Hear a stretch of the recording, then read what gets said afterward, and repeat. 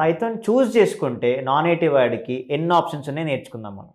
అందులో ఒక 6 career options చెప్తాను నేను ఈజీగా ఉండేలా. సో ఫస్ట్ థింగ్ డేటా అనలిస్ట్గా సెట్ అవ్వచ్చు. ఓకే. డేటా అనలిస్ట్ అంటే ఏంటి అంటే డేటాని కలెక్ట్ చేసుకొని అనాలిసిస్ చేసి ప్రజెంట్ చేయడం. సో దానికి ఐటీ వాడైనా నాన్ ఐటీ వాడైనా ఎవరైనా ఎలిజిబుల్.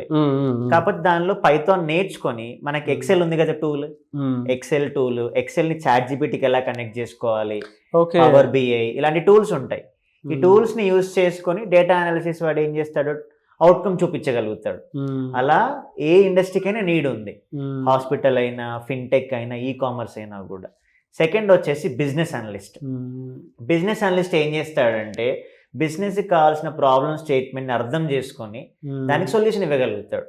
దానికి కోడింగ్ నాలెడ్జ్ అక్కర్లేదుగా. మార్కెట్ డిమాండ్ ఏముంది, కస్టమర్కి ఎలా చూపించాలి, good presentation skills plus dash board presentation. అలా బేసిక్ పైథాన్ తెలుసుకొని టూల్స్ ఉన్నాయి అనుకోండి, వాడికి అప్పర్ హ్యాండ్ ఉంటుంది. కొన్ని కంపెనీస్ అయితే 5 lakhs ప్యాకేజ్ ఇస్తాయి బిజినెస్ అనలిస్ట్కి.